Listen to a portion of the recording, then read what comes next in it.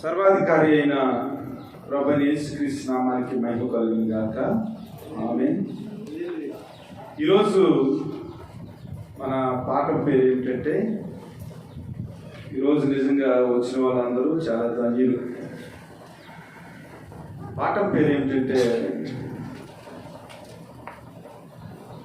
నీ దేవుడైన యెహోవా నీ నిమిత్తము శాపమును ఆశీర్వాదముగా చేశాను. స్తోత్రము మహాగణుడ, పరిశుద్ధుడ, నీ పాదాలకు లెక్కలేని స్తుతి స్తోత్రాలు. గడిచిన కాలం అంతా ప్రభా మమ్మల్ని కాచి కాపాడి మీ కృపలో మమ్మల్ని జ్ఞాపకం చేసుకున్నందుకు మీ కృతజ్ఞతాస్తుతులు చెల్లిస్తున్నాం. ఈరోజు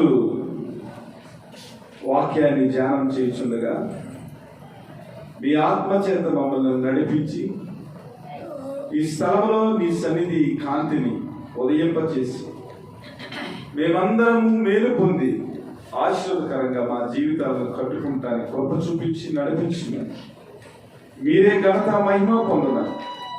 వాక్యమై ఉన్న ప్రభువైన యేసుక్రీస్తు నామమున అడిగి వేడుకొనుచున్నాం పరమ తండ్రి. ఆమేన్.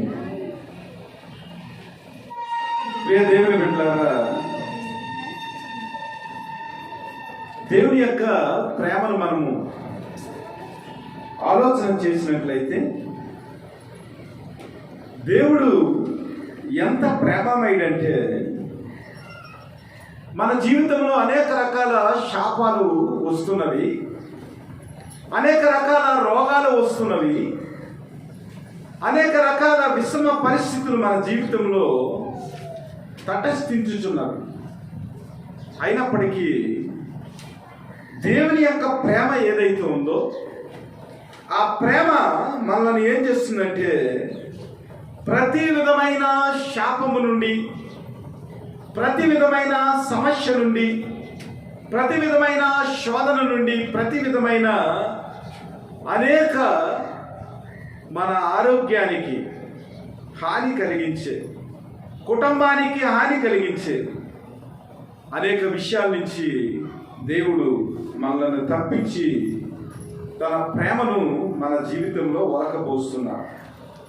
అయితే క్రైస్తవులమైన మనము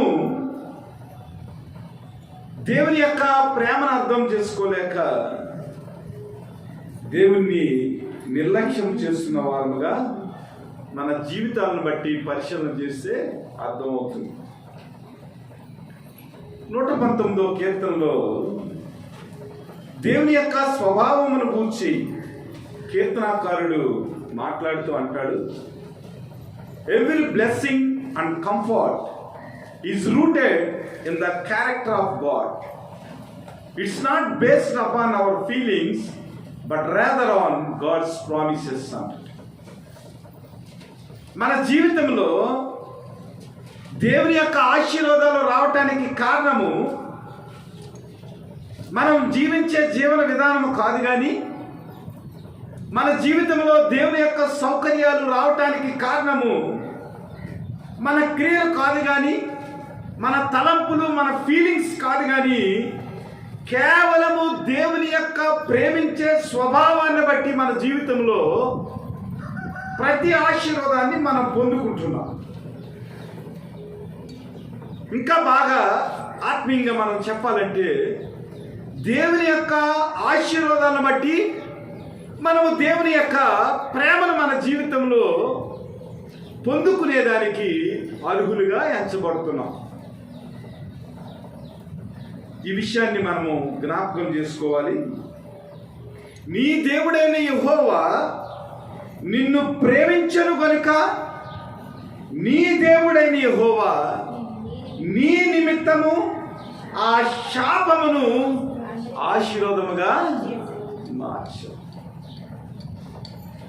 దేవుని యొక్క ఆశీర్వాదాల గురించి మనము ఆలోచన చేయాలంటే, దేవుని యొక్క ఆశీర్వాదం మన జీవితంలో ఎంత ఉన్నతముగా మనం అనుభవిస్తున్నామో, ఆయన ప్రేమ ఏదైతే ఉందో దాన్ని మనం తెలుసుకోవాలంటే మొట్టమొదటిగా మనకి తెలియవలసింది ఏంటంటే శాపం అంటే ఏమిటో తెలియాలి.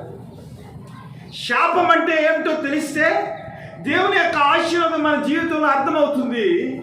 అప్పుడు మనము కూడా దేవుడు ప్రేమించిన విధానాన్ని బట్టి దేవుని అర్థం చేసుకుని దేవునికి యోగ్యమైన వ్యక్తులుగా ఈ లోకంలో మనము జీవించగలుగుతాం. ద్వితీయోపదేశకాండము 28వ అధ్యాయం ఒకసారి మనం ఆలోచన చేసినట్లయితే 28వ అధ్యాయంలో 1 నుంచి 14 వచనాలు దేవుని యొక్క దీవెనలు మనము చూడగలుగుతాం. 15వ అధ్యాయం నుంచి మనం ఆలోచన 15వ వచనం నుంచి మనం చూసినట్లయితే 68 వచనాలు. ఎన్ని వచనాలు? 15 నుంచి 68 వచనాలు. ఇంచుమించుగా 43 శాపాల గురించి ఇందులో రాయబడి ఉంది. 1 నుంచి 15 వరకు మనం చూస్తే ఆశీర్వాదాల యొక్క లిస్టు ఉంది. 15 నుంచి 68 వరకు చూస్తే శాపాల యొక్క లిస్టు ఉంది. ఆలోచన చేయండి. దేవుని యొక్క ఆశీర్వాదములు చాలా ఉన్నతమైనవి. అయితే మన దేవుడైన యెహోవా మనకు ఆజ్ఞాపించిన సమస్తమైన ఆజ్ఞలను కట్టడలను మనం అనుసరించి నడుచుకోకపోతే మన జీవితంలో శాపములు ఇంకా ఘోరముగా మనం అనుభవించవలసి వస్తుంది. అయితే అలాంటి శాపముల నుంచి ప్రభువైన యేసుక్రీస్తు ద్వారా మన జీవితంలో ఆయన కృపను బట్టి, ఆయన సత్యాన్ని బట్టి, ఆయన యొక్క నీతిని బట్టి, ఆయన రక్తాన్ని బట్టి అన్ని రకాల శాపాల నుంచి మనము విడుదల పొంది ఏ విధమైన శిక్షావిధి లేకుండా క్రీస్తులో మన జీవితాన్ని సౌకర్యవంతముగా ఆశీర్వాదకరంగా మనము అనుభవించటానికి ప్రభువైన యేసుక్రీస్తు అనే ఆ గొప్ప వరాన్ని తండ్రి అయిన దేవుడు మనకు ప్రసాదించాడు. ఇక్కడ మనం ఆలోచించినట్లయితే నిజంగా శాపాల గురించి మీరు ఎప్పుడైనా చదవండి. ఖాళీగా ఉన్నప్పుడు 28వ అధ్యాయం ద్వితీయోపదేశకాండం 28వ అధ్యాయం మొత్తం అంతా స్టడీ చేసినట్లయితే దేవుని యొక్క ప్రేమ ఏమిటో మనకు అర్థమవుతుంది. అందులో కొన్ని వచనాలను మనము చూసినట్లయితే 35వ వచనం ఒకసారి చూడండి. యెహోవా నీ అరికాలు మొదలుకొని నీ నడినెత్తు వరకు మోకాళ్ళ మీదను తొడల మీదను కుదరని చెడుపుండ్లు పుట్టించి నిన్ను బాధించును. యెహోవా నిన్నును నీవు నీ మీద నియమించుకొని నీ రాజును నీవే గాని నీ పితరులే గాని ఎరగని జనమునకు నీకు అప్పగించును. అక్కడ నీవు కొయ్య దేవతలను రాతి దేవతలను పూజించెదవు. యెహోవా నిన్ను చెదరగొట్టు చోటి ప్రజలలో విస్మయమునకు సామెతకు నిందకు నీవు హేతువుదువు. విస్తారమైన విత్తనములు పొలములోనికి తీసుకుని పోయి కొంచెమే ఇంటికి తెచ్చుకుందువు. ఏలైనగా మిడతలు దాన్ని తిరివేయును. ద్రాక్ష తోటలను నీవు నాటి బాగు చేయదువు గాని ఆ ద్రాక్ష రసమును తాగవు. ద్రాక్ష పండ్లను సమకూర్చుకును. ఏలైనగా పురుగులు వాటిని తిరివేయును. ఇలాగ చూసినట్లయితే శాపముల యొక్క లిస్టును కనుక మనం చూస్తే ఏమవుతుందంటే మనము భయముతో వణికిపోతాం. దేవుని యొక్క ప్రేమ ఏమిటో మనకు అర్థం అవ్వాలంటే అసలు మన జీవితంలో శాపములంటే మనకు ఏమిటో అర్థం కావాలి. నీకు సర్వ సమృద్ధి కలిగి ఉండియు నీవు సంతోషంతోను హృదయానందంతోను నీ దేవుడైన యెహోవాకు నీవు దాసులు కాలేదు కనుక ఆకలి దప్పులతోనూ వస్త్రహీనతతోనూ అన్ని లోపములతోనూ యెహోవా నీ మీదకి రప్పించు. నీ శత్రువులకు దాసులు వగుదువు. వారు నిన్ను నశింపజేయ వరకు నీ మెడ మీద నీ ఇనుప కాడి ఉంచుదురు. ఆలోచన చేయండి. శాపం యొక్క పరిస్థితి మన జీవితంలో కనుక సంభవించినట్లయితే అసలు శాపం యొక్క తీవ్రత ఏంటో మనం గమనించగలుగుతున్నాం. మనందరికీ సర్వ సమృద్ధి ఉంది, ఆకలి దప్పులు లేవు, వస్త్రహీనత లేదు, ఏ విధమైన లోపాలు లేవు. అందువల్ల మనం ఏం చేస్తున్నామంటే దేవుణ్ణి మర్చిపోయి మనము ఇష్టం వచ్చిన రీతిగా దేవుణ్ణి లెక్క చేసే విధముగా మనము ఆయనకి ఇచ్చే ఆ ఉన్నతమైన ప్రాముఖ్యమైన విలువను దేవునికి ఇవ్వకుండా మన జీవితాన్ని ఏం చేస్తున్నామంటే దేవునికి విరోధంగా మనం కట్టుకుంటూ ఉంటున్నాం. నిజముగా దేవుని యందు భయభక్తులు కలిగి ఉంటే దేవుని యొక్క ఆశీర్వాదం ఏమిటో మనకు అర్థమవుతుంది. మన జీవితంలో ఇక్కడ ఉన్న శాపములన్నింటిని గురించి మనం ఆలోచన చేసినప్పుడు, దాని యొక్క తీవ్రత మన జీవితంలో వచ్చినప్పుడు దేవుని యొక్క ఆశీర్వాదం ఏమిటో మనం చూడగలుగుతాం. 58వ వచనాన్ని మనం చూసినట్లయితే, యెహోవా నీకును నీ సంతతికిని ఆశ్చర్యకరమైన తెగుళ్లను కలుగచేయును. అవి దీర్ఘకాలం ఉండు గొప్ప తెగుళ్ళును చెడ్డ రోగములైండును. నీవు భయపడిన ఐగుప్తు క్షయవ్యాధులన్నిటినీ ఆయన నీ మీదకి తెప్పించును. అవి నిన్ను వెంటాడును. మరియు నీవు నశించు వరకు ఈ ధర్మశాస్త్ర గ్రంథములో రాయబడని ప్రతి రోగమును ప్రతి తెగులును ఆయన నీకు కలుగచేయి. నీవు నీ దేవుడైన యెహోవా మాట వినలేదు కనుక ఆకాశ నక్షత్రముల వలె విస్తారములైన మీరు లెక్కకు తక్కువై కొద్దిమంది మిగిలి యుందురు. కాబట్టి మీకు మేలు చేయొచ్చు, మిమ్మను విస్తరింపజేయుటకు మీ దేవుడైన యెహోవా మీ యందు ఎట్లు సంతోషించును అట్లు మిమ్మును నశింపజేయుటకు మిమ్మును సంహరించుటకును యెహోవా సంతోషించును గనుక స్వాధీనపరచుకుంటకు ప్రవేశించుతున్న దేశంలో నుంచి తొలగింపబడదు. ఎంత కఠినంగా ఉన్నాయి కదా. బైబిల్లో లేని రోగాలు కూడా మనకు వచ్చేస్తాయట. మనల్ని దీవించటానికి దేవుడు ఎంత సంతోషిస్తాడో, దేవుని యొక్క మాట మన జీవితంలో పాటించకపోయినట్లయితే మనల్ని క్షీణింపజేయటానికి కూడా దేవుడు అదే రకంగా సంతోషిస్తాడంట. మన జీవితాల్లో దేవుని యొక్క భయం లేక, దేవుని యొక్క శాపం ఏమిటో మన జీవితంలో అనుభవించక మనం ఏమవుతున్నామంటే దేవునికి దూరం అయిపోతున్నాం. ఆ జనములలో నీకు నెమ్మది కలుగదు, నీ అరికాలికి విశ్రాంతి కలగదు. అక్కడ యెహోవా హృదయ కంపనమును నేత్ర క్షీణతయు మనోవేదనే నీకు కలుగచేయును. నీకు ఎల్లప్పుడూ ప్రాణ భయం కలిగి ఇందువు. నీవు రేయింపగలవు భయపడదువు. నీ ప్రాణము నీకు దక్కునన్న నమ్మకం నీకేమీ ఉండదు.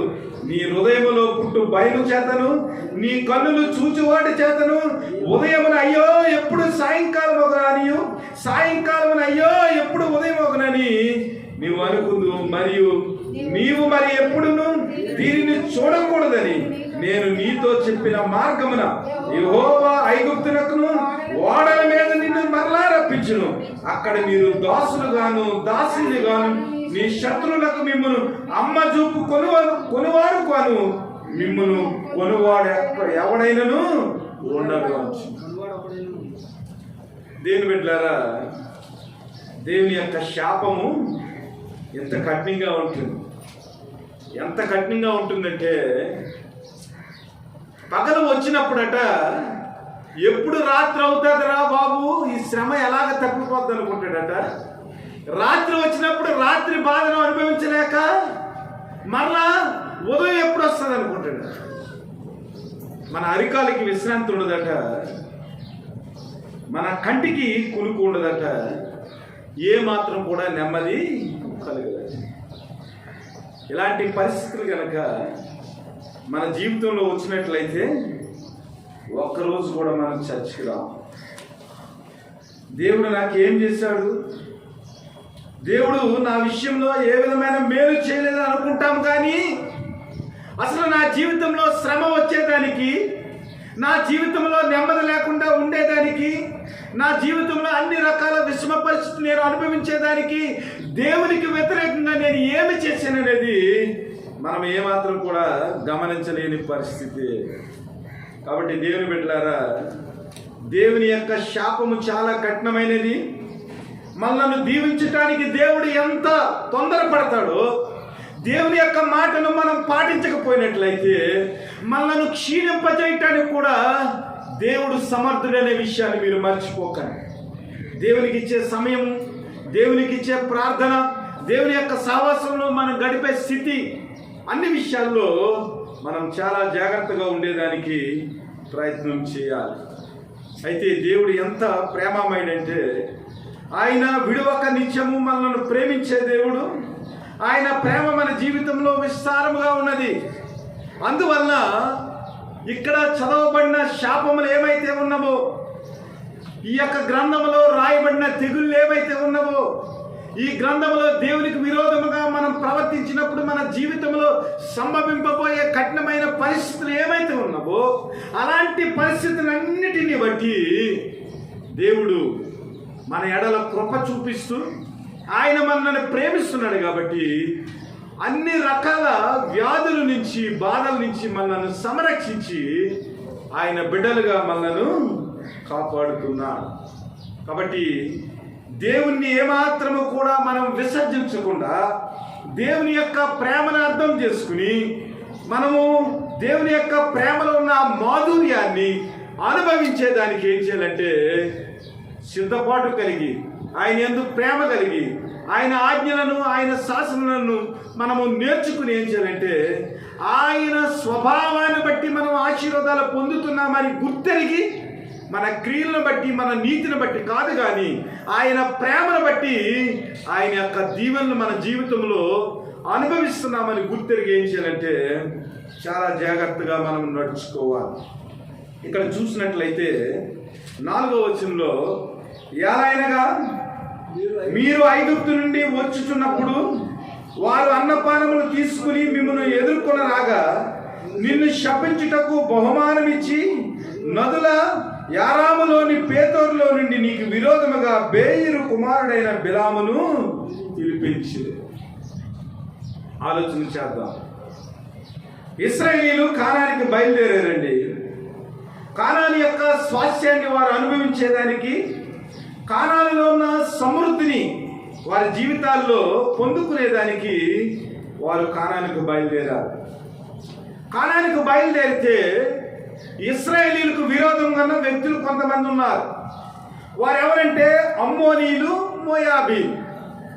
వీరు లోతు యొక్క సంతానం. వీరు దేవునికి వ్యతిరేకమైన ప్రజలుగా వీరు నడుస్తున్నారు.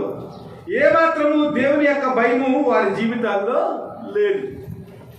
అయితే దేవుని యొక్క బిడ్డలు కానానికి ప్రయాణమై వెళ్తుండగా ఆశీర్వాదాలు మూట కట్టుకుంటానికి, దేవుడిచ్చే స్వాస్థ్యాన్ని వారి జీవితంలో పొందుకుని దేవుని స్తుతించడానికి వెళ్ళుచుండగా ఏమవుందంటే ఈ అమ్మోనీయులు, మోయాబీలు ఏం చేశారంటే ఒక దొంగ ప్రవక్తను, అనగా దేవుని ప్రవక్తలాగే కనబడుతున్నాడు కానీ, దేవునికి భయపడేవాడుగా కనబడుతున్నాడు కానీ, దేవుని యొక్క మనస్సు ఉన్నవాడుగా కనబడుతున్నాడు కానీ, దేవునికి సంబంధం లేని వ్యక్తిగా దేవుని ప్రజలను శపించటానికి, శపింపబడిన ప్రజలతో కలిపి దేవుని ప్రజలకు విరోధంగా పలకటానికి వాడు బయలుదేరాడు.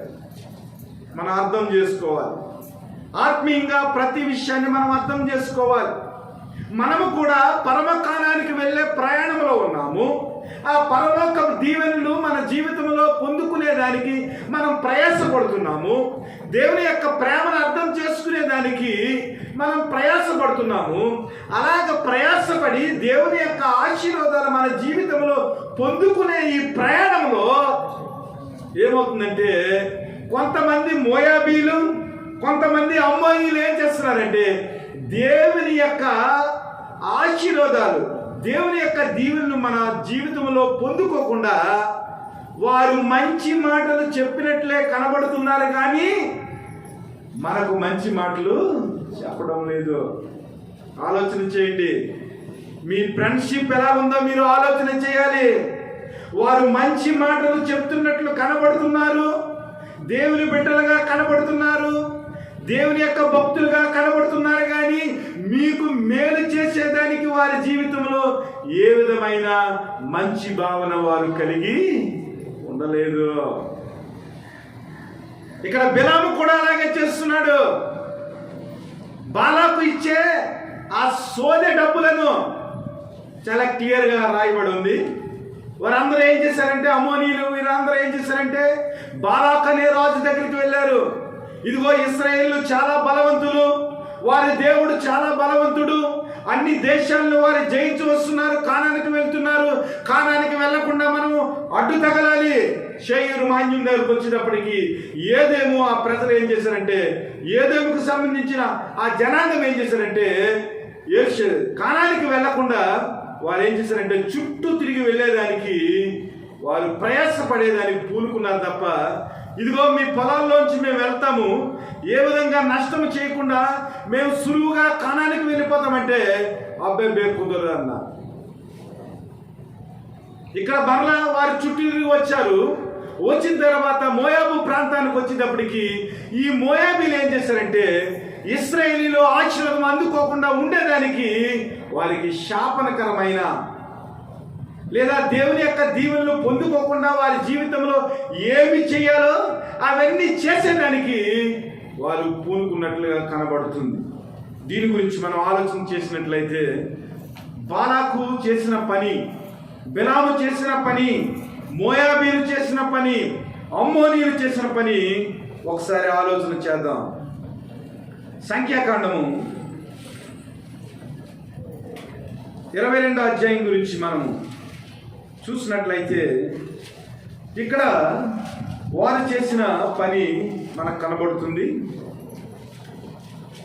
22వ అధ్యాయం 1వ వచనం నుంచి మనం చూసినట్లయితే, తర్వాత ఇశ్రాయేలీయులు సాగి యెరికోకు ఎదురుగా యొర్దాను తీరమునున్న మోయాబు ప్రదేశములలో దిగిరి.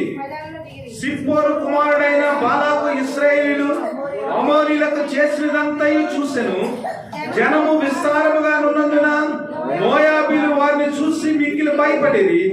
మోయాబీలు ఇశ్రాయేలీయులకు జంకిరి. మోయాబీలు మిద్యాను పెద్దలతో ఎద్దు బీటి పచ్చికను నాకి వేయినట్లు ఈ జన సమూహం మన చుట్టూ ఉన్నది యావత్తును ఇప్పుడు నాకి వేయరని. ఆ కాలమందు సిప్పోరు కుమారుడైన బాలాకు మోయాబీలకు రాజు. కాబట్టి అతడు బేయూరు కుమారుడైన బిలామును పిలుచుటకును అతని జనుల దేశమందరి నది యొద్దనున్న బేతెరునకు దూతల చేత ఈ వర్తమానము పంపెను. చిత్తగించుము, ఒక జనము ఐగుప్తులో నుండి వచ్చెను. ఇదిగో వారు భూతలమును కప్పి నా ఎదుట దిగి ఉన్నారు. కాబట్టి నీవు దయచేసి వచ్చి నా నిమిత్తమును ఈ జనమును శపించుము. వారు నాకంటే బలవంతులు, వారిని హతము చేయుటకు నేను బలము నొందుదునేమో. అప్పుడు నేను ఈ దేశంలో నుండి వారిని తోలివేయుదును. ఎలాగనగా నీవు దీవించువాడు దీవించబడిననియు, శపించువాడు శపింపబడిననియు నేను ఎరుగుదును.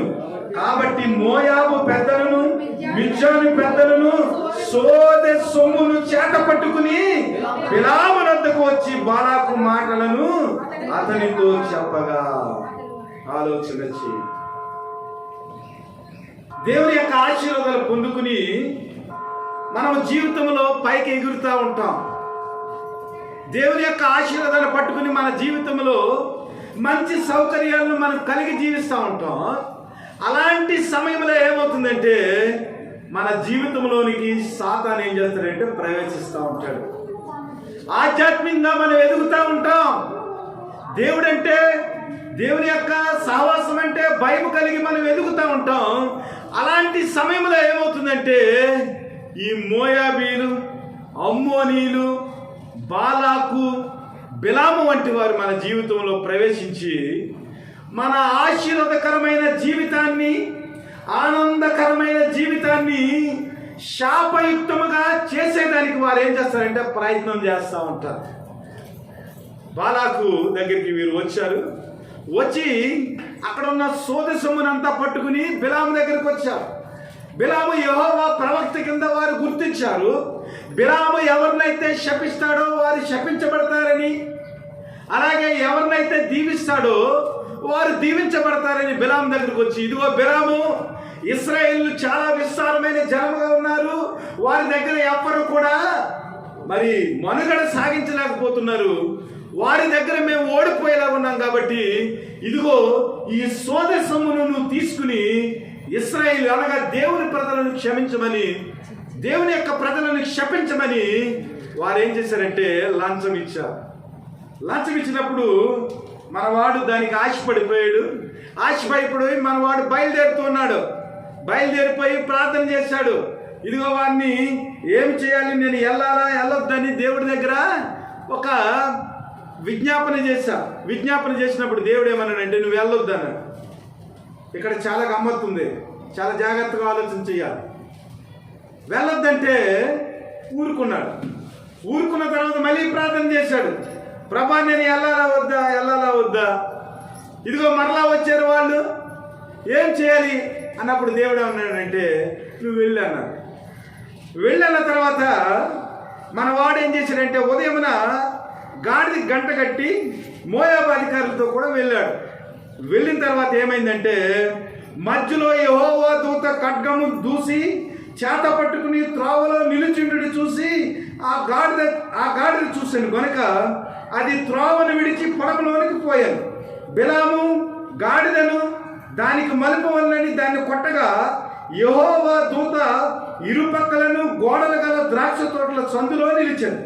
గాడిద యెహోవా దూతను చూసి గోడ మీద పడి బిలాము కాలును గోడకు అదిమెను గనుక అతడు మరలా దాన్ని కొట్టాను. యెహోవా దూత ముందు వెలుచు కుడికైనను ఎడమకైనను తిరుగుటకు దారి లేని ఇరుకు చోటను నిలవగా గాడిద యెహోవా దూతను చూసి బిలాముతో కూడా క్రింద కూలబడింది గనుక బిలాము కోపము నుండి తన చేతికర్రతో గాడిదను కొట్టాను. అప్పుడు యెహోవా ఆ గాడిదకు వాక్కునిచ్చెను గనుక అది నీవు నన్ను ముమ్మారు కొట్టితివి, నేను నిన్నేమి చేసినని బిలాముతో అనగా బిలాము నీవు నా మీద తిరుగుబడితివి, నా చేత ఖడ్గమునున్న ఎడల నిన్ను చంపివేదనని గాడిదతో. అందుకు గాడిద నేను నీ దాననైన మొదలుకొని నేటి వరకు నీవు ఎక్కుచూ వచ్చిన నీ గాడిదను కాదా, నేను ఎప్పుడైనాను నీకు ఇట్లు చేయట కద్దా అని బిలాముతో అనగా అతడు లేదను. అంతలో యెహోవా బిలాము కన్నులు తెరిచెను గనుక దూచిన ఖడ్గము చేత పట్టుకుని త్రోవలో నిలిచి ఉన్న యెహోవా దూతను అతడు చూసి తల వంచి సాష్టాంగ నమస్కారం చేయగా యెహోవా దూత ఈ ముమ్మారు నీ గాడిదని వేళ కొట్టిదివి, ఇదిగో నా ఎదుట నీ నడత విపరీతమైనది గనుక నేను నీకు విరోధినై బయలుదేరి వచ్చి తిన్నాను. దేవునికి స్తోత్రం. ఆలోచన చేయండి, ఇక్కడ బిలాము నుంచి మనం నేర్చుకోవాల్సిన ఒక ఆధ్యాత్మిక పాఠం ఏంటంటే ఏదైనా మనం ప్రార్థన చేస్తున్నాం అనుకోండి, దేవుడు ఏం చేస్తాడంటే ఇది చెయ్యొద్దు అని చెప్తాడు, ఇది నీకు తగదు అని చెప్తాడు. నీవు సోదసమును తీసుకుని దేవుని చేత అభిషేకింపబడులను శపించడానికి నువ్వు ఎందుకు బయలుదేరో వద్దని చెప్పాడు. మరలా ప్రార్థన చేశాడు, వెళ్ళమని చెప్పాడు. వెళ్ళమన్న తర్వాత మళ్ళీ ఏం చేశాడంటే బిలాము బయలుదేరిన తర్వాత ఒక దూతను పంపి ఆ దూతకి ఒక ఖడ్గాన్ని ఇచ్చి బిలామును సంహరించేదానికి మధ్యలో దూత చేత అక్కడ బిలాముకి బుద్ధి చెప్పడానికి గాడిదకు వాకిచ్చాడు. ఆలోచన చేయాలి. ముందు ప్రార్థన చేసినప్పుడు వెళ్ళొద్దు అన్నాడు, మరలా ప్రార్థన చేసినప్పుడు వెళ్ళమన్నాడు. బయలుదేరిన తర్వాత దూతకు ఖడ్గాన్ని ఇచ్చి నరికేయాలని చూశాడు బిలాముని. అయితే దేవుని యొక్క ప్రేమ ఏమిటంటే మరలా బిలాముకి బుద్ధి చెప్పాలని గాడిదకు వాకిచ్చాడు. ఇక్కడ ఆలోచన చేసినట్లయితే మనం ఏం అర్థం చేసుకోవాలంటే దేవుని యొక్క ప్రేమను ఒక్కొక్కసారి మన జీవితంలో దేవుడు వద్దని చెప్పిన దాన్ని చేయటానికి మనం ఇష్టపడతా ఉంటాం. చాలా జాగ్రత్తగా క్యాచ్ చేయాలి. దేవుడు వద్దని చెప్పిన దానికి మనం చేయటానికి ఇష్టపడి ప్రభువా అలా కాదు ప్రభువా నువ్వు చెయ్యొద్దని చెప్పావు, కానీ నేను చేయాలనుకుంటున్నాను, అది కూడా నీ చిత్తంలోనే చేయాలనుకుంటున్నాను, నేను చేసేదానికి నువ్వు ఓటు వెయ్యి అన్నట్లుగా మరలా ప్రార్థన చేస్తాం. మనిషి యొక్క స్వభావం ఏమిటంటే దేవుడు ఒకసారి వద్దని చెప్పిన తర్వాత మరలా ఆయనను విసిగించి మనం అనుకున్న పని చేసేదానికి ఎందుకు మనము ముందుకు కొనసాగుతూ ఉంటామో అర్థం కాదు. అలాంటప్పుడు ఏమవుతుందంటే మన జీవితాల్లో బిలాములాగే గాడిద చేత దేవుడు మనకు బుద్ధి చెప్పించే పరిస్థితులు మనం తెచ్చుకుంటూ ఉంటాం. అసలు ఈ బిలాము యొక్క మనసు ఏమిటంటే, ఎలాగైనా కూడా బాలాకు మోయాబీలు ఇచ్చిన అమ్మోనీయులు ఇచ్చిన ఆ సోద డబ్బులు తన సంచిలోనికి రావాలని ఎలాగైనా కూడా దేవుణ్ణి ఒప్పించాలని చూస్తున్నాడు. మనం కూడా ఒక్కొక్కసారి ఏం చేస్తామంటే బిలాములాగా మనము ఆలోచన చేస్తాం. మనకు కావలసింది దేవునికి విరోధమైనది, అది మన జీవితానికి ఆశీర్వాదం కానిది మనం అనుభవించడానికి చూస్తూ ఉంటాం. కానీ దేవుని యొక్క చిత్తానికి తల ఒగ్గి, ఇదిగో దేవా నువ్వు చెప్పావు, నీ ప్రజలైన ఇశ్రాయేలును శపించటానికి నేను ఎంత వాడిన ప్రభువా, వారు అభిషేకింపబడిన వారు, పిలువబడిన వారు, కాబట్టి వారిని శపించటానికి నేను వెళ్ళాలని ఊరుకోవాలి. కానీ తన దుష్టంతా ఏమైందంటే సోదరు డబ్బు మీద ఉండిపోయింది. కాబట్టి దేవుని విసిగించాడు. దేవుడు ఏం చేశాడంటే గాడిద చేత వాడికి బుద్ధి చెప్పించాడు. మన జీవితంలో కూడా దేవుని యొక్క ఆశీర్వాదాన్ని మనం మర్చిపోయి, దేవుని యొక్క ప్రేమను మర్చిపోయి మనం కూడా ఏం చేస్తామంటే బిలాములాగా దేవుని మాట విన్నట్లు మనం కనబడతా ఉంటాం. కానీ దేవుని మాట వినము. ఆ తర్వాత బిలాము దగ్గరికి వచ్చాడు, మరలా వచ్చేసిన తర్వాత ఒక ప్రదేశానికి వచ్చాడు. 39వ వచనంలో మనం చూసినట్లయితే వారు కిరియత్, అప్పుడు బిలాము బాలాకుతో కూడా వెళ్ళెను.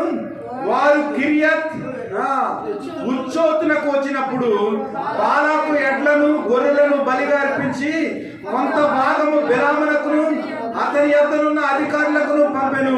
మరునాడు బాలాకు బిలామును తోడుకుని పోయి బయలు యొక్క ఉన్నత స్థలముల మీద జనులను చివరి వరకు చూడవలనని అతనిని అచ్చోటికి ఎక్కించాడు. మళ్ళా ప్రొసీజర్ మొదలెట్టాడు. చూడండి, ఒకసారి గాడితో బుద్ధి చెప్పించాడు దేవుడు. యెహోవా యొక్క ఖడ్గం అతని మీదకి వచ్చినప్పటికీ దేవుని యొక్క ప్రేమ మరలా ఆపింది. మరలా బాలాకును కలుసుకున్నాడు. మన జీవితంలో దేవుడు బుద్ధి చెప్పినప్పుడు కొన్ని నిమిషాలు ఆగిపోతూ ఉంటాం. దేవుడు ప్రేమ చూపించినప్పుడు కొన్ని నిమిషాలు దేవునికి హత్తుకుని ఉంటాం. తర్వాత ఏమవుతుందంటే మరలా బిలాములాగే బాలాము దగ్గరికి వెళ్ళిపోతాం. ఆలోచన చేయండి. కష్టం వచ్చినప్పుడు దేవుడు తీరుస్తూ ఉంటాడు, శ్రమలు వచ్చినప్పుడు గట్టెక్కిస్తూ ఉంటాడు, తన ప్రేమను చూపిస్తూ ఉంటాడు. తర్వాత మనం ఏం చేస్తామంటే దేవుని యొక్క ప్రేమను మర్చిపోయి మరలా ఈ లోక పరిస్థితుల్లోనికి వెళ్ళిపోతాం. బిలాము అంటే అర్థం ఏమిటంటే the destroyer of the people. Balaam అంటే అర్థం ఏమిటి? ప్రజలను విధ్వంసం చేసేవాడు, అనగా సాతానికి వీడు సాదృశ్యంగా ఉన్నాడు. బాలాకు అంటే ఖాళీ, ఎంటీ, అంటే వాడి దగ్గర ఏమీ లేదు. వాడు చూడటానికి రాజే కానీ వాడి దగ్గర ఏమాత్రం సత్తా లేదు. వీడు చూడటానికి ప్రవక్తలా కనబడుతున్నాడు కానీ వీడు మనసును కనుక మనం ఆలోచన చేసినట్లయితే వీడు ప్రజలను, అనగా దేవుని ప్రజలను మోసపుచ్చే ప్రవక్తలాగా వీడి యొక్క జీవితం కనబడుతుంది. ఆలోచన చేయాలి. బిలాము యొక్క జీవితం నుంచి మనం అనేక పాఠాలు మనము నేర్చుకోవచ్చు. అక్కడికి వచ్చిన తర్వాత మరలా ఏం చేసినట్టు, ఇదిగో నీవు ఏ మాత్రం కూడా దేవుని యొక్క ప్రజలను శపించటానికి వీలు లేదు. నీవు శపించినట్లయితే ఈ యొక్క దేశం నుంచి నువ్వు కొట్టివేయబడతావు అని దేవుడు ఏం చేశాడంటే ఒక వార్నింగ్ ఇచ్చాడు. వార్నింగ్ ఇచ్చినప్పుడు బాలాకు దగ్గరికి వచ్చాడు. ఇదిగో బాలాకు, దేవుడు నాకు ఎలాగ చెప్పాడు, నేను శపించను, వారు దేవుని యొక్క బిడ్డలు, వారిని శపించినట్లయితే నా జీవితంలో దేవుని యొక్క ఉగ్రతను నేను అనుభవిస్తానని దేవుడు నాకు ఏమి చెప్తాడో అదే చేస్తానని చెప్పి ఏం చేశాడంటే దేవుని ప్రజలను శపించకుండా దేవుని ప్రజలను ఏం చేశాడంటే ఆ కిరియత్ హచోతునకు వచ్చినప్పుడు దేవుని యొక్క వాక్కును బట్టి దేవునికి భయపడి ఏం చేశాడంటే దేవుని యొక్క ప్రజలను మరలా దీవించినట్లుగా కనబడుతుంది. ఇక్కడ హచోతునకు వచ్చినప్పుడు నేను ఇశ్రాయేలు ప్రజలను ఏమని శపించగలను? దేవుడు శపింపలేనిదే ఏమని భయపెట్టగలను? దేవుడు భయపెట్టలేదే. మెట్టల శిఖరము నుండి అతన్ని చూచుచున్నాను, కొండల నుండి అతన్ని కనుగొనుచున్నాను. ఇదిగో ఆ జనము ఒంటరిగా నివసించును, జనములలో లెక్కింపబడరు. యాకోబు రేణువులను ఎవరు లెక్కించగలరు? బాలాకు, ఇదిగో దేవుని యొక్క ప్రజలను నేను శపించడానికి నాకు దేవుని నుంచి పర్మిషన్ లేదు. ఏమని నేను శపించను? వారు ఇసుక రేణువుల్లా ఉన్నారు. దేవుడు శపించలేనిదే నేను ఏమాత్రము కూడా శపించడానికి వీలు లేదని బాలాకుతో చెప్పాడు. మరలా బాలాక్ ఏం చేశాడంటే పిస్గా అనే కొండ దగ్గర తీసుకొచ్చాడు. అక్కడ బలిపీఠం కట్టాడు. అక్కడ మళ్ళీ ఎడ్లను వాటిని వధించాడు. వధించి కొంత భాగాన్ని మరలా బిలాముకి వాడు ఏం చేశాడంటే సెపరేట్ చేసి మరలా క్షపించమన్నాడు. మరలా క్షపించమంటే దేవుడు మరలా వార్నింగ్ ఇచ్చాడు. ఇదిగో నా ప్రజలను ఏమాత్రము శపించడానికి వీలు లేదు అన్నప్పుడు ఏం చేస్తుంటే దేవుని యొక్క వాక్కును బట్టి సిప్పోరు కుమారుడా సెవియొగ్గి నా మాటలను ఆలకించుము. దేవుడు అబద్ధమాడుటకు ఆయన మానవుడు కాడు, పశ్చాత్తాపడ్డకు ఆయన నరుడు కాడు. ఆయన చెప్పి చేయకుండా ఆయన మాట ఇచ్చి స్థాపించకుండా ఇదిగో దీవించమని నాకు సెలవిచ్చాను. ఆయన దీవించను, నేను దాన్ని మార్చలేను. దేవుని స్తోత్రం. దేవుడు ఒకసారి మనల్ని దీవించిన తర్వాత, దేవుడు ఒకసారి శాపము నుంచి మనల్ని తొలగించిన తర్వాత, దేవుడు మన జీవితంలో ఆశీర్వాదాలు ఒలకబట్టిన తర్వాత ఏ వ్యక్తి కూడా దేవుడిచ్చిన ఆశీర్వాదాలు మన జీవితం నుంచి ఇయ్యలేడు. దేవుని స్తోత్రం. ఈ విషయాలను గమనించాలి. దేవుడు మనల్ని ప్రేమిస్తున్నాడనే దానికి ఇది ఒక గొప్ప తార్కాణం. మనమేం చేస్తామంటే ఏదైనా బాధలు వచ్చినప్పుడు, ఏదైనా ఇబ్బందులు వచ్చినప్పుడు దేవుని యొక్క దీవెనను మనం మర్చిపోతాం.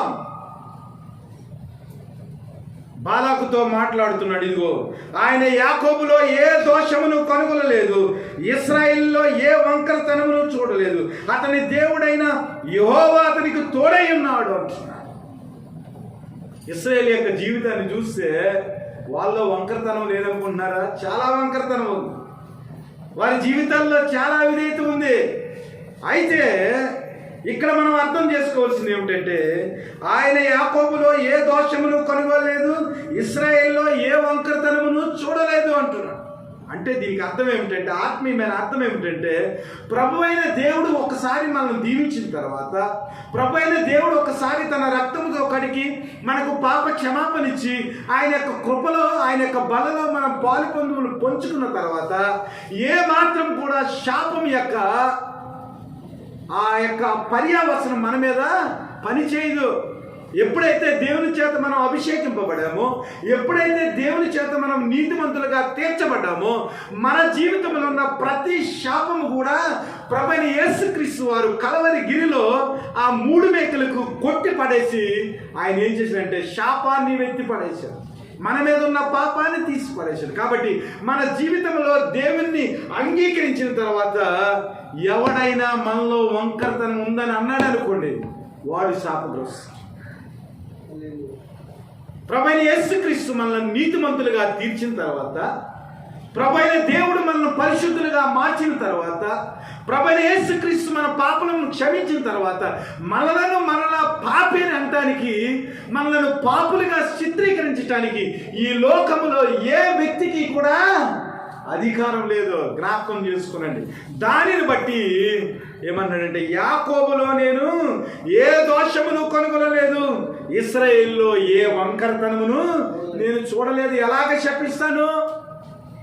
వారు దేవుని చేత అభిషేకము పొందిన ప్రజలు, దేవుని చేత పిలువబడిన ప్రజలు.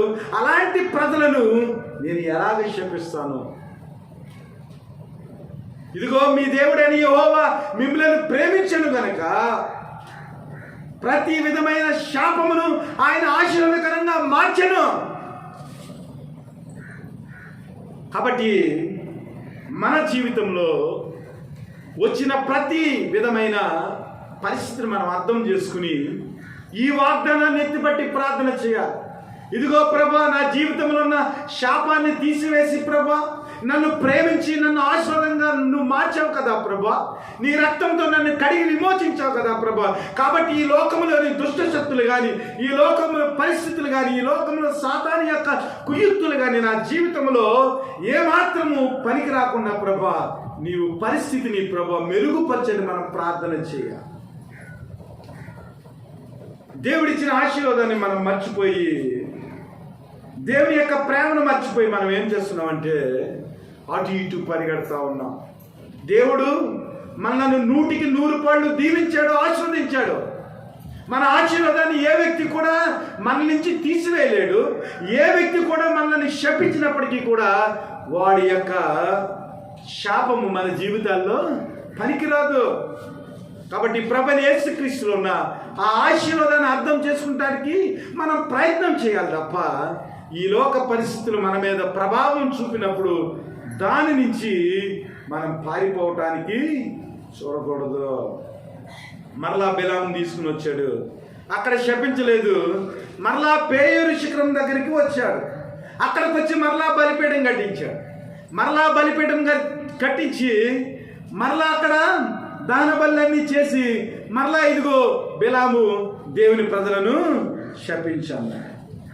శపించన్నప్పుడు దేవుడు ఆల్రెడీ వార్నింగ్ ఇచ్చాడు కదా.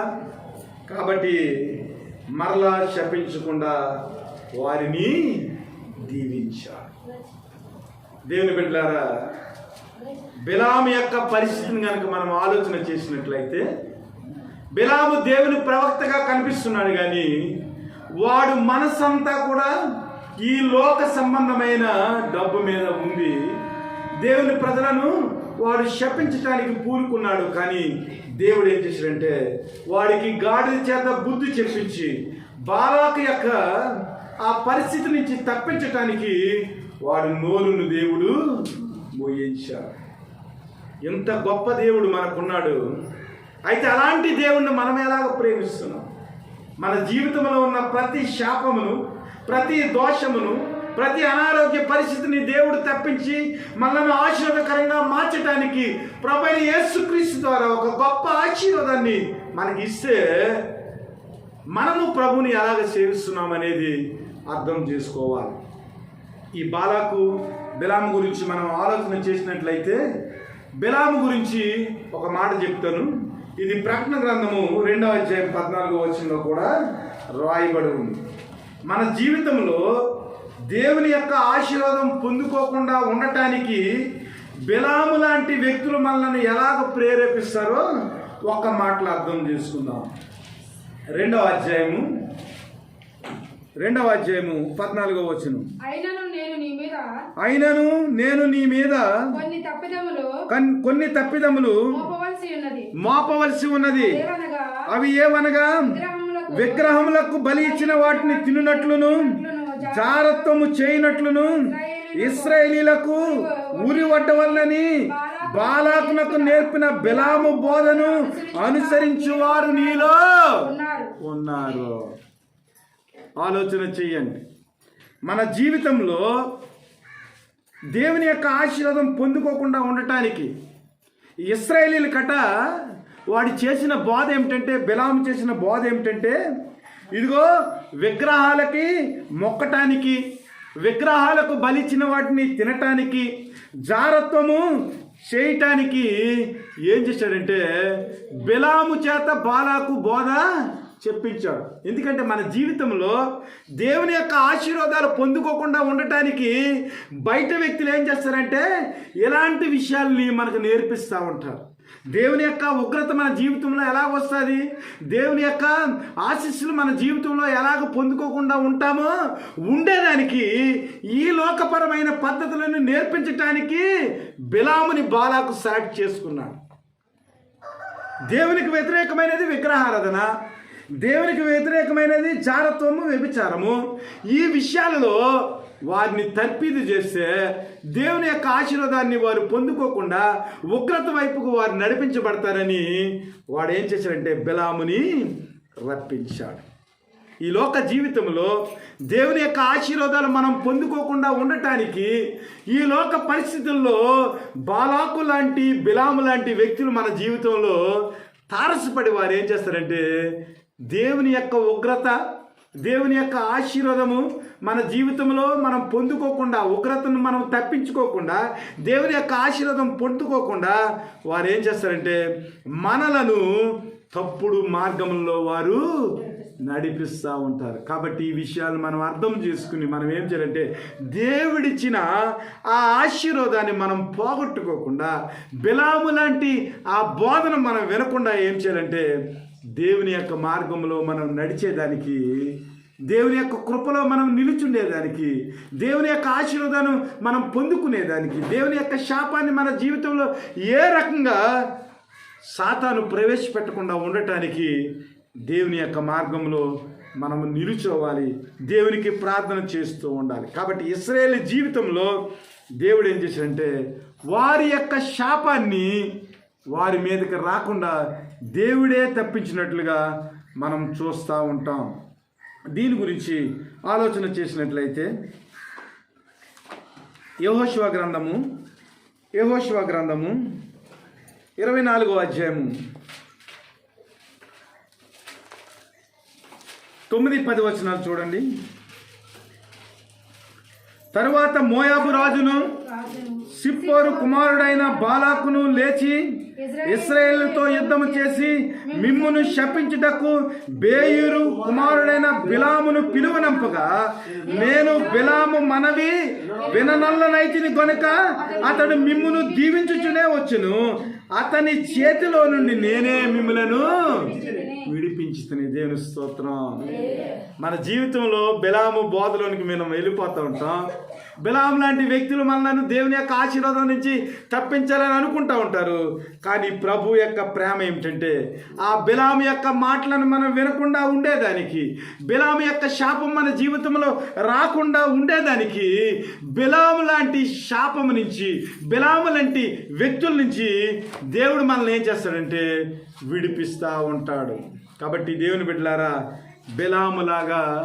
బిలాము యొక్క బోధలో మనం నడిచేదానికి ఏమాత్రము వీలు లేకుండా కేవలము దేవుని యొక్క ఆశీర్వాదాన్ని పొందుకునేదానికి మనం ఏం చేయాలంటే దేవుని యొక్క వాక్యములో నిలిచి ఉండేదానికి, దేవుని యొక్క కృపను మనము అనుభవించేదానికి ఏం చేయాలంటే అనునిత్యము దేవుని యొక్క సహవాసంలో ముందుకి మనం వెళ్ళిపోతూ ఉండాలి. ఇక్కడ బాలాం ఏం చేశాడంటే ఎలాగైనా కూడా దేవుని యొక్క బిడ్డలను శపించాలని 3 ప్లేసులు మార్చాడు.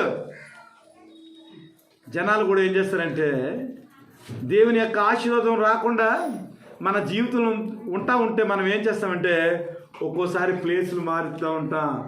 ఇక్కడికి వెళితే స్వస్థత రాలేదు, అక్కడికి వెళ్తే స్వస్థత రాలేదు, కాబట్టి అక్కడికి వెళ్ళాలి, ఇక్కడికి వెళ్ళాలి అనుకుంటాం. సాతాను కూడా ఏం చేస్తారంటే మనల్ని రకరకాల ప్రదేశాలకు తీసుకుని వెళ్ళి అక్కడ మనల్ని శోధించి దేవుని యొక్క ఉగ్రతలో మనం వెళ్ళేదానికి వాడు నడిపిస్తూ ఉంటాడు. కానీ దేవుని యొక్క కాపుదల ఏంటో తెలుసా? మీరు ఎలాంటి పరిస్థితుల్లో మీరు ప్రయాణం చేసినప్పటికీ, ఎలాంటి పరిస్థితుల్లో మీరు ఉన్నప్పటికీ దేవుని యొక్క హస్తము మిమ్మల్ని కాపాడుతూ ఉంది. కాబట్టే అన్ని పరిస్థితుల్లో నుంచి, శాపము నుంచి మీరు విడుదల నుండి దేవుని యొక్క ఆశీర్వాదానికి కారకులుగా ఉన్నారనే విషయాన్ని మీరు మర్చిపోకూడదు. మనం ఏమనుకుంటా ఉంటామంటే దేవుని యొక్క ఆశీర్వాదం పొందటానికి నేను నా క్రియలను బట్టి, నా యొక్క నడవడిని బట్టి నేను ఇంత గొప్పగా ఉన్నానని అనుకుంటా ఉంటాం. కానీ దేవుడు వాక్యాన్ని కనుక మనం ఆలోచన చేసినట్లయితే బిలాము మాట వినకుండా, బిలాము శపించకుండా ఉండటానికి ఇశ్రాయేలీయులను కాపాడిన వాడిని, విడిపించిన వాడిని నేనే అంటున్నా. కాబట్టి మన ఫీలింగ్స్ను బట్టి మన జీవితంలో ఆశీర్వాదం రాదు. కానీ దేవుని యొక్క స్వభావాన్ని బట్టి, దేవుని యొక్క కృపను బట్టి, దేవుని యొక్క ప్రేమను బట్టి మన జీవితాల్లో దేవుని యొక్క ఆశీర్వాదాలు మనం పొందుకుంటున్నామని మనం జ్ఞాపకం చేసుకోవాలి. అయితే ఇశ్రాయేలు జీవితంలో బిలాము యొక్క శాపం నుంచి దేవుడు అలాగా విడిపించాడు. మన జీవితంలో దేవుడు మన శాపాన్ని ఎలా విడిపించాడో మనం చూడాలి. గలతీయులకు రాసిన పత్రిక 3వ అధ్యాయం 14వ వచనం. గలతీయులకు రాసిన పత్రిక 3వ అధ్యాయము 14వ వచనం.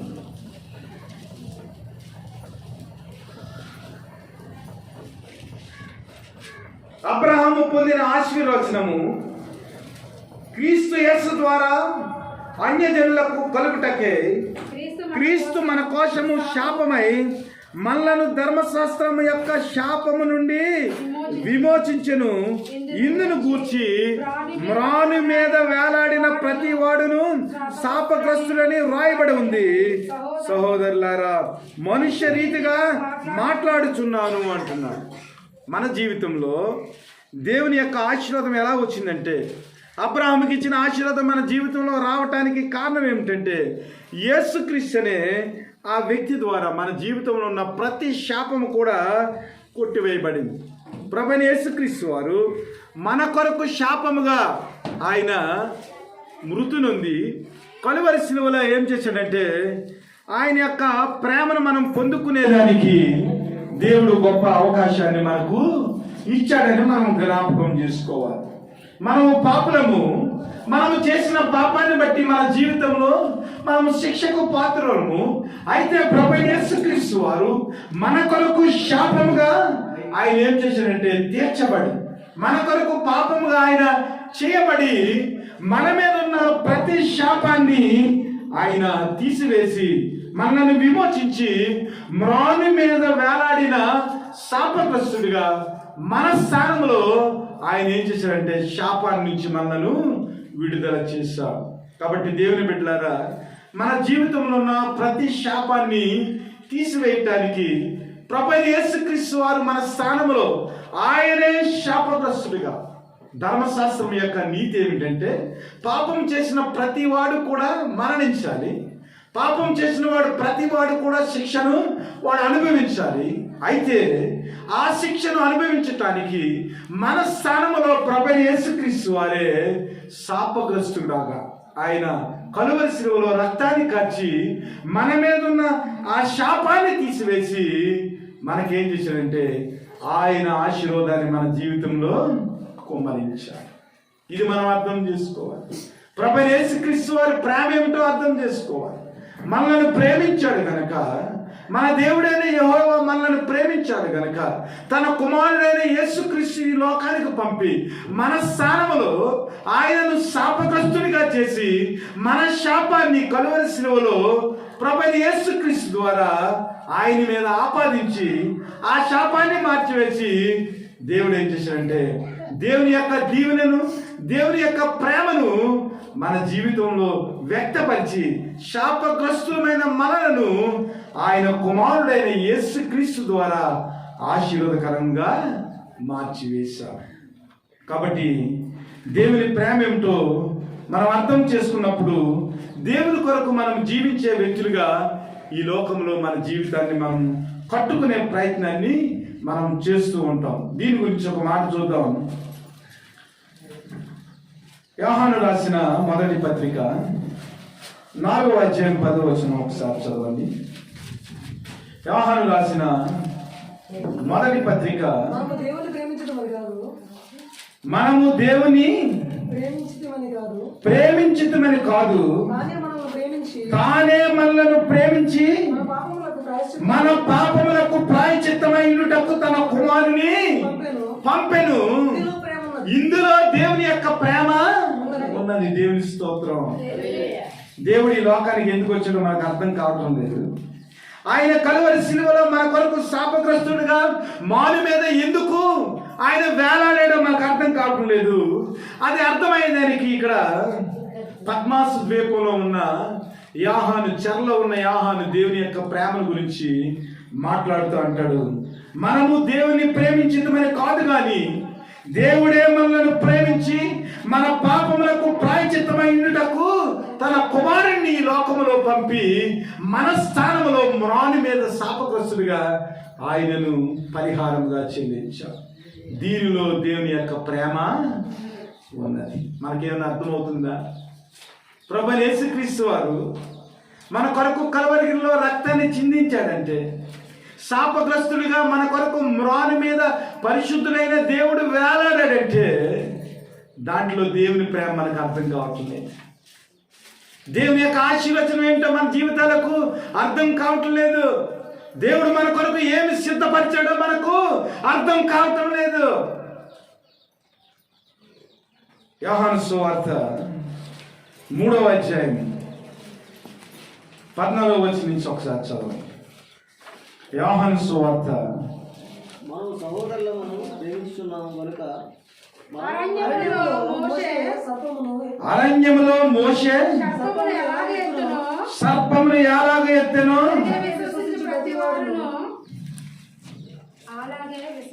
అలాగే విశ్వసించు ప్రతి వాడును నశింపక ఆయన ద్వారా నిత్య జీవం పొందినట్లు మనుష్య కుమారుడు ఎత్తబడెను.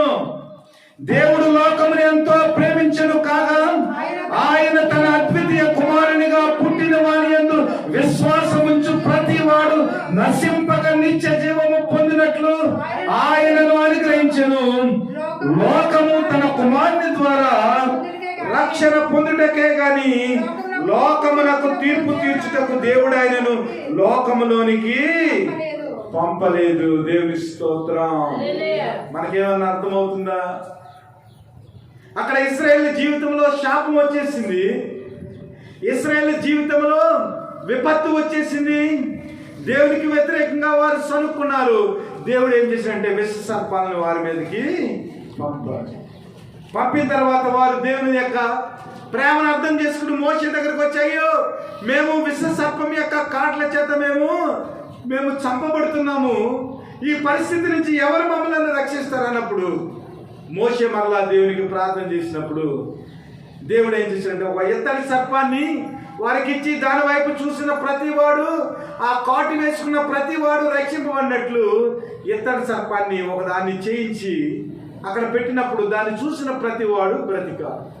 దానికి సాదృశ్యంగా ఇక్కడ యోహాను గారు మాట్లాడుతూ ఉన్నాడు. ఇదిగో ప్రభువైన యేసుక్రీస్తు వారు అరణ్యంలో మోషే సర్పమును ఎలాగెత్తినో అలాగే విశ్వసించు ప్రతి వాడును నశింపక ఆయన ద్వారా నిత్య జీవం పొందినట్లు మనిషి కుమారుడు ఎత్తబడును. దేవుడు లోకమును ఎంతో ప్రేమించెను కాగా ఆయన తన అద్వితీయ కుమారునిగా పుట్టిన వాని యందు విశ్వాసముంచు ప్రతి వాడు నశింపక నిత్య జీవం పొందినట్లు ఆయనను అనుగ్రహించను. ఇందులో దేవుని యొక్క ప్రేమ ఉన్నది.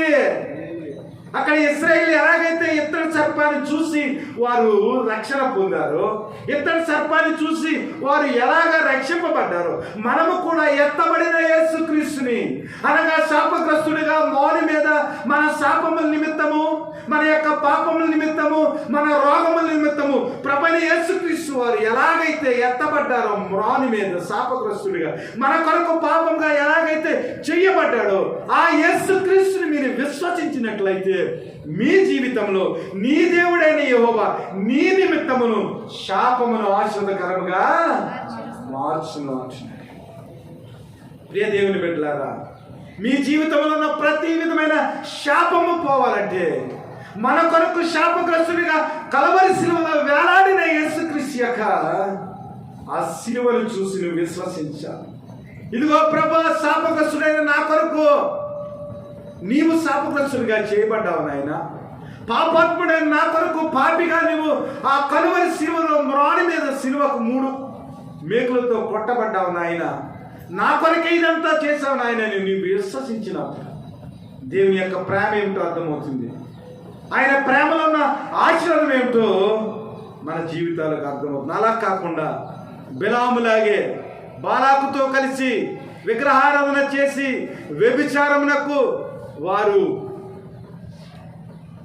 నేర్చుకుంటానికి వారి జీవితాలను అప్పచెప్పినప్పుడు ఏమైందంటే వారి జీవితంలో ఉన్న ప్రతి విధమైన అవిధేయతను బట్టి వారు తర్వాత చూసినట్లయితే, బాలాకు తర్వాత చూసినట్లయితే వారు మోయాబీలతో వ్యభిచారం చేసినట్లుగా కనబడుతుంది.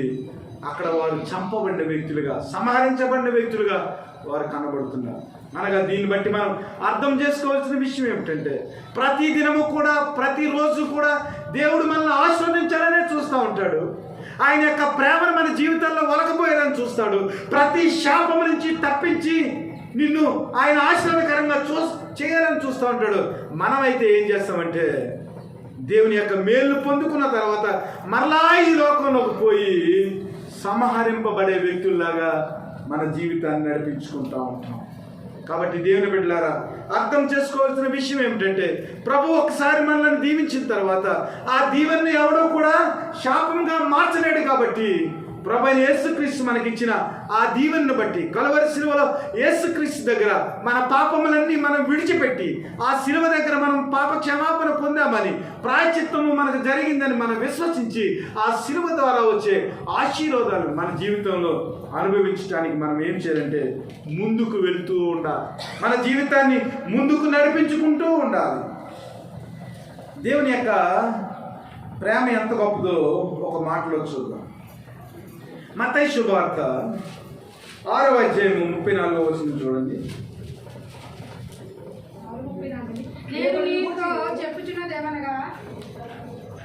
నేను మీతో చెప్పుచున్నది ఏమనగా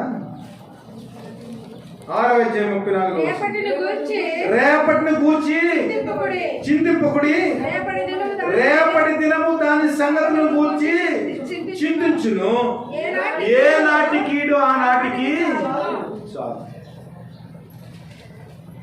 ఈ వాక్యం ఎలాగ అర్థమైందో నాకైతే మీ గురించి తెలియదు, కానీ నాకు అర్థమైంది.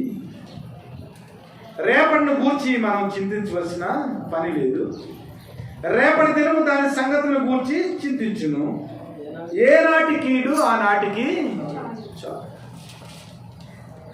మన జీవితంలో దేవుని యొక్క ఆశీర్వాదాలు పొందకపోవటానికి, మన జీవితంలో శోధనలో పడటానికి, దేవుడు మనకిచ్చిన ఆశీర్వాదాన్ని శాపంగా మార్చుకుంటానికి కారణం ఏమిటి తెలుసా? రేపు ఎలాగ ఉండాలని ఈరోజే మనం పాపం చేసేస్తూ ఉంటాం. రేపు ఎలాగ జీవించాలని ఈరోజే రేపటి జీవితాన్ని కూర్చిన చింత మన జీవితంలోకి వచ్చి ఏం చేస్తామంటే, దేవుడిచ్చిన ఆశీర్వాదం విలువ అర్థం కాక దాన్ని మర్చిపోయి పాపం యొక్క ఆ పునాదుల్లోనికి మనము వెళ్ళిపోతూ ఉంటాం. మీకు తెలియని విషయం ఏమిటంటే, సాతాను ఎవరిని మిరుగుదురని ప్రతిరోజు తిరుగుతూ ఉంటాడు. ఏదో రకంగా వాడు మనల్ని మింగేయాలని చూస్తాడంట. ప్రతిరోజు కూడా మన జీవితంలో ఒక అడుగు వేసామంటే కీడు అక్కడ పొంచి ఉంటుంది. మనకు అర్థం కానిది ఏమిటంటే, ఈరోజు సంఘానికి వచ్చి మనం కూర్చున్నామంటే దేవుడు ఏం చేశాడంటే ఉదయపు కాలపు ఆ కీడుని తీసివేసి తన ఆశీర్వాదాన్ని మనకిచ్చి మనం సంఘంలో కూర్చుని దేవుని యొక్క మాటలు వినేదానికి ఆయన ఏం చేశాడంటే సాతానుని బంధించారు. ఈ విషయం మనకు అర్థం కావటం లేదు. సాతానుని బంధించబట్టే ఆ కీడు నుంచి మనం తొలగింపబడి సంఘానికి వచ్చి దేవుని యొక్క వాక్యాన్ని స్వేచ్ఛగా వినేదానికి దేవుడు అవకాశం కల్పిస్తుంది. ఏనాటి కీడు ఆనాడుకు చాలునో. ప్రతిరోజు మన జీవితంలో కీడు దాచబడి ఉంటుంది. మా అమ్మమ్మ 94 సంవత్సరాలు బ్రతికింది. చెట్టే మరియమ్మ గారు, టీచర్ గారు. 94 సంవత్సరాల్లో బీపీ లేదు, షుగర్ లేదు. మొన్న శనివారం హఠాత్తుగా 10:30కి మెసేజ్ వచ్చింది, అమ్మమ్మ పాజిటివే, అమ్మమ్మ పాజిటివే.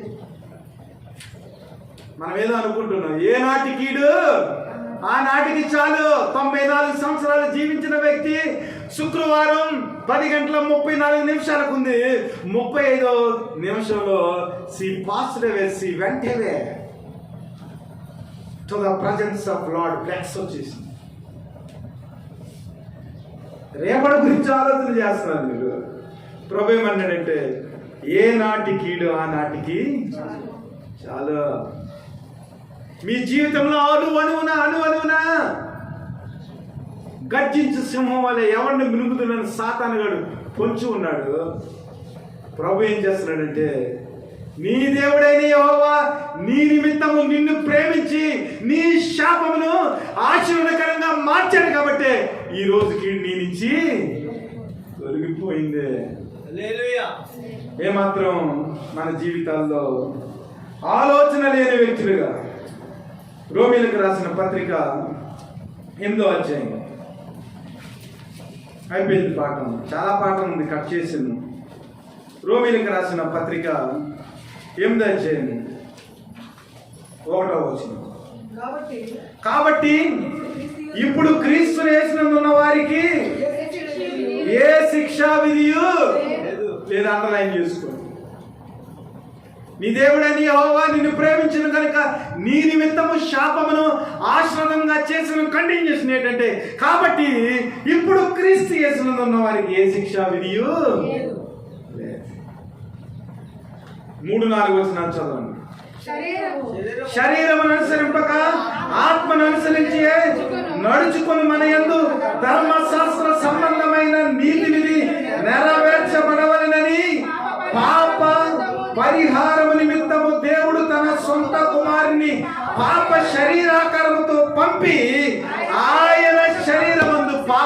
శిక్ష విధించెను. No more curse. ఇక నీ జీవితంలో, నీ శరీరంలో ఇక శాపము లేదు. నీ శరీరానికి రావాల్సిన ధర్మశాస్త్ర సంబంధమైన ఆ శాపాన్ని తీసివేసి నీ జీవితంలో నువ్వు నీతిమంతుడిగా ఉండటానికి ఆయన ఏం చేశాడంటే, నీ పాప శరీరము నిమిత్తము తన సొంత కుమారుడైన యేసుక్రీస్తును పాప శరీర ఆకారంతో ఈ లోకములోనికి పంపి ఆ శరీరమందు ధర్మశాస్త్ర సంబంధమైన నీతిమంతుడిగా నువ్వు తీర్చబడాలని ఆ పాప శరీర ఆకారములో నీ పాపముల నిమిత్తము, నా పాపముల నిమిత్తము ఆ శరీరానికి క్రీస్తు యేసు అనే ఆ శరీరములో ఆయన ఏం చేశాడంటే మన పాపములకు పాప పరిహారము చెల్లించాడు. కాబట్టి ఆయన శరీరములో నీ పాపములకు పాప పరిహారము కలిగింది. కాబట్టి ఇప్పుడు క్రీస్తు యేసునందు ఉన్న వారికి ఏ శిక్ష విధియు లేదు. హల్లెలూయా.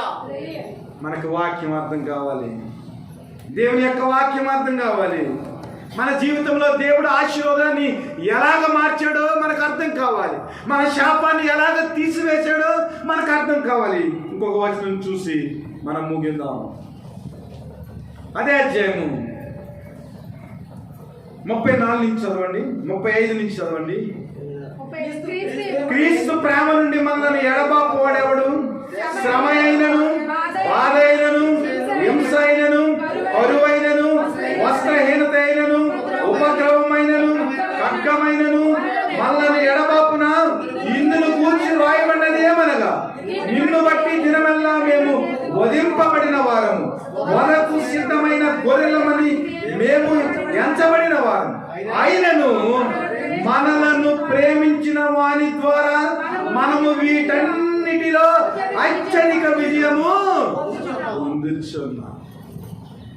మన జీవితంలో ఆశీర్వాదం ఎలా అవుతుందంటే, మనలను ప్రేమించిన వారి ద్వారా.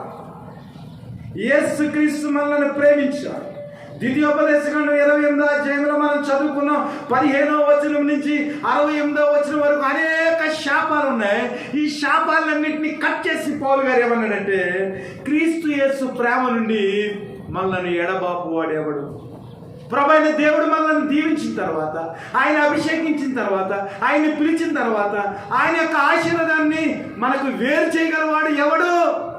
బెలాము లాంటి వ్యక్తులు ఎంతమంది వచ్చినా, బాలాకు లాంటి వ్యక్తులు ఎంతమంది వచ్చినా దేవుడిచ్చిన ఆశీర్వాదాన్ని మన నుంచి ఎవడో కూడా వేరు చేయలేడు. శ్రమ అయినా, బాధ అయినా, హింస అయినా, కరువైన, వస్త్రహీనత అయినా, ఉపద్రవమైన, ఖడ్గమైన, మరణమైన ఏదైనా కూడా మన ప్రభువైన యేసుక్రీస్తు యొక్క ప్రేమ నుండి మనల్ని ఎడబాపగలవా? ఎందుకంటే మనలను ప్రేమించిన వాని ద్వారా, అనగా క్రీస్తు మనల్ని ప్రేమించాడు. ప్రేమించిన క్రీస్తు ద్వారా మనము వీటన్నిటిలో అత్యధిక విజయము పొందొచ్చు. మనకేమన్నా అర్థమవుతుందా? మన జీవితంలో ఇంత సౌకర్యంగా ఉండటానికి, ప్రాణంతో ఉండటానికి దేవుడు ఎంత ప్రేమను చూపిస్తున్నాడో, మనలో ఉన్న ప్రతి పాపాన్ని తీసివేసేదానికి ప్రభు ఎంత కష్టపడుతున్నాడో. ఎలాగైనా నా బిడ్డలు నేను ఇచ్చిన ఆశీర్వాదాన్ని తమ జీవితాల్లో అనుభవించాలి, నా ఆశీర్వాదం యొక్క మాధుర్యము వారి జీవితంలో అనుభవించాలని దేవుడు ఎంత ప్రయాసపడుతున్నాడో. సండే స్కూల్ ప్రైజులు తీసుకుంటానికి 43 మంది వచ్చారు. కానీ ఈరోజు సండే స్కూల్లో అటెండెన్స్ ఎంతమంది అంటే, అవి చెప్పినప్పటికీ కళ్ళ నీళ్ళు వచ్చి, దేవుడిచ్చిన ఆశీర్వాదాలు ఎందుకు పోగొట్టుకుంటున్నారు అర్థం కావట్లేదు. దేవుని బిడ్డలారా, మన జీవితంలో శాపం రాకుండా ఉండాలంటే, దేవుని యొక్క ప్రేమను మన జీవితాల్లో మనం అనుభవించాలంటే, ప్రతి విధమైన కీడు నుంచి తప్పించిన యేసుక్రీస్తుని మనం ఎరిగిన వారిగా, దేవుని యొక్క ప్రేమలో నిలిచిన వారిగా, ఆయన యొక్క ఆజ్ఞలను, ఆయన కట్టడలను మనం అనుసరించేవారిగా, ఈ లోకంలో దేవుని యొక్క విజయాలు మనం పొందకుండా ఉండటానికి అనేక మంది వ్యక్తులు మనకు తారసపడుతూ ఉంటారు. బిలాములాగే దేవుని మాట విన్నట్టు ఉంటారు, కానీ వినరు. ప్లేసులు మారుతూ ఉంటారు. మనం ఎక్కడ మనల్ని పడగొట్టాలని ఒకసారి అచ్చోతు దగ్గర తీసుకొచ్చాడు, ఒకసారి పేతురు దగ్గర తీసుకొచ్చాడు, ఒకసారి పిస్కా కొండ దగ్గర తీసుకొచ్చి శపించమన్నాడు. కానీ దేవుడు శపించనిచ్చాడా? అన్ని పరిస్థితుల్లో నుంచి దేవుడు నిన్ను విడిపించే దేవుడు. అందుకని ఏమంటున్నాడంటే, నీ దినములన్నిటను ఎన్నడను వారి క్షేమమైనను మేలునైనను నీవు విచారింపకూడదు. నీకు వ్యతిరేకంగా పనిచేసేవా, దేవుని యొక్క ప్రేమ నుంచి నిన్ను వేరు చేసేవా, పైకి మంచిగా స్నేహితుల్లా కనబడుతూ దేవుని యొక్క ఆశీర్వాదాలు పొందకుండా దేవుని యొక్క సంఘానికి నీవు బయట ఉండేదానికి ప్రేరేపించేవారు, వారి క్షేమం గురించి అయినా వారి మేలు గురించి అయినా నువ్వేం చేయకూడదు, విచారణ చేయకూడదు. అవిశ్వాసితో విశ్వాసికి జోడి ఎక్కడా, పొందెక్కడా? క్రీస్తు యొక్క అవయవాలను తీసుకుని వేష అవయములతో నువ్వు కలుపుతావా? ఇశ్రాయేలు జీవితంలో దేవుని యొక్క ఉగ్రతను అనుభవించడానికి కారణం ఏంటి తెలుసా? వారు మిశ్రిత జనము చేత వారు కలిసిపోయారు. ఐగుప్తు నుంచి వచ్చేటప్పుడు కొంతమంది ఐగుప్తులు ఇశ్రాయేలుతో కలిసి దేవుని యొక్క నామం చాలా గొప్పది, వారిని విడిపించాడు. వారు భయం చేతో భక్తి చేతో ఇశ్రాయేలుతో కలిశారు. కానీ ఇశ్రాయేలు దేవుని యొక్క ప్రణాళికలో నిలిచి ఉండకుండా ఉండేదానికి ఈ మిశ్రిత జనం ఏం చేశారంటే, ఏదైనా సమస్య వచ్చినప్పుడు వారు ఏం చేశారంటే ఇశ్రాయేలుని ప్రేరేపించారు.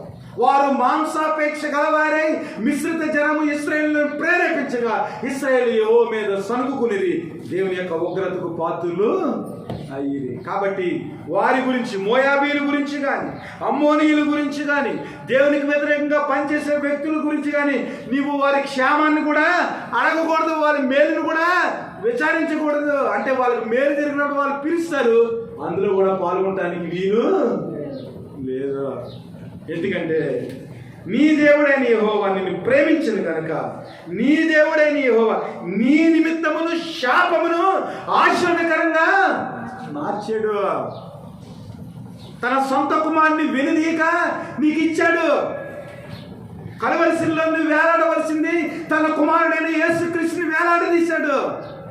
నీ పాపానికి బదులుగా నీవు రక్తం కార్చాలి, నీ పాపానికి బదులుగా నీ వీపు మీద దెబ్బలు రావాలి. కానీ మన పాపముల నిమిత్తము ఆయన వీపు మీద దెబ్బలు, ఆయన వీపు మీద కొరడాలు, ఆయన చేతులకు మేకులు, ఆయన కాళ్లకు మేకులు, ఆయన తల మీద ముళ్ళ కిరీటం. నీవు చేసిన అవిధేయతమైన ఆలోచనను బట్టి నీ ఆలోచన నిమిత్తము ఆయన తల మీద ముళ్ళ కిరీటము ధరించుకున్నాడు. నీ ప్రతి శాపమును కొట్టివేసి నిన్ను ప్రేమించడు. ఎన్నిసార్లు ఉందండి ఈ మాట? నీ దేవుడైన యెహోవా నిన్ను ప్రేమించను కనుక, నీ దేవుడైన యెహోవా నీ నిమిత్తము శాపమును ఆశీర్వాదకరంగా. 2 సార్లు మాట్లాడాడు దేవుడు. ఒరే బాబు, నీ దేవుడు నేనేరా, నా యందు ఉంటే నీకు ఏ శిక్ష విధి లేదురా బాబు. అన్ని శాపాలు నేను కొట్టిపడేసి కేవలం ఆశీర్వాదాన్ని నీకు ఉంచాను నాయన. ఈ ఆశీర్వాదాన్ని తీర్చుకో. నీ దేవుడైన యెహోవా నేనేనయ్యా. ఇందులో క్రీస్తు యొక్క ప్రేమ ఏమిటో అర్థమవుతుంది. దేవుడు లోకానికి యేసుక్రీస్తుని ఎందుకు పంపించాడు? అరణ్యంలో సర్పములాగా ఆయన మురాని మీద ఆయనను ఎందుకు నిలబెట్టాడు? కొరడాలతో ఎందుకు కొట్టించాడు? 53వ యెషయా గ్రంథంలో చూస్తే అంట ఆయనకంట ఇష్టమైందంట తన కుమారుడైన యేసుక్రీస్తుని కొరడాలతో కొడతా ఉంటే ఆయనకు ఇష్టమాయను. ఎందుకు తెలుసా? తన కుమారుడైన యేసుక్రీస్తు కంటే కూడా పాపినైన నిన్ను నన్ను కూడా ప్రభువైన యేసుక్రీస్తు ప్రేమించాడు. వాగ్దానం ఇచ్చాడు, నేను నిన్ను ప్రేమించాడు కనుక శాపమును ఆశీర్వాదకరంగా మార్చేస్తున్నాను. ఆ ఇచ్చిన మాటను నిలబెట్టేదానికి ప్రభు ఏం చేశాడంటే తన కుమారుడైన యేసుక్రీస్తుని నీకు కొట్టవలసిన దెబ్బలను, నీకు పెట్టవలసిన ముళ్ళ కిరీటాన్ని, నీకు కొట్టవలసిన మేకులను ఆయన కొట్టించుకుని, కుమారుడు వచ్చి ఆయన కొట్టించుకుని తన వాగ్దానాన్ని మన జీవితంలో నెరవేర్చాడు. నిన్ను ప్రేమించుతున్నాను కనుక ఆ శాపాన్ని నేను భరించాను. ఇందులో నా ప్రేమ ఏమిటో కనబడుతుంది. ప్రేమను అర్థం చేసుకోకుండా మరలా అమ్మోనీయుల వైపు, మోయాబీల వైపు నువ్వు తిరిగినట్లయితే నిన్ను ఎవడో కూడా రక్షించలేడు. దేవుని బిడ్డలారా, దేవుని యొక్క ప్రేమ చాలా గొప్పది. ఎంత గొప్పదంటే నిన్ను విడువక శాశ్వతమైన ప్రేమతో నేను నిన్ను ప్రేమించుచున్నా. ఇర్మియా గ్రంథం 31:33 చూసినట్లయితే నిన్ను విడువక శాశ్వతమైన ప్రేమతో నేను నిన్ను ప్రేమించుచున్నా. నిన్ను ప్రేమించుచున్నాను కనుకే శాపమును ఆశీర్వదకరంగా నేను మార్చాను. నిన్ను ప్రేమించుచున్నాను కనుకే కొరడా దెబ్బలు నేను తిన్నాను. నిన్ను ప్రేమించుచున్నాను కనుకే శిలువ మేకులను నేను కొట్టించుకున్నాను. నిన్ను ప్రేమించుచున్నాను కనుకే నీ రోగము నేను నిశ్చయముగా మన రోగములను ఆయన భరించను. నీ రోగం లేదు, నువ్వు తెచ్చిపెట్టుకున్నావు అంతే. దేవుని బిడ్డలారా, దేవుని యొక్క ప్రేమను మనం అర్థం చేసుకుందాం. దేవుని యొక్క కృపను మనం అర్థం చేసుకుందాం. ఈ లోకంలో ఉన్న విషయాల గురించి మనం పట్టించుకోకుండా దేవుని యొక్క ప్రేమను మనం అర్థం చేసుకుని ఆయన ఆశీర్వాదాన్ని మన జీవితంలో అనునిత్యము పొందుకునేదానికి దేవుని కృప మీ జీవితంలో విస్తరించునుగాక. ఆమేన్.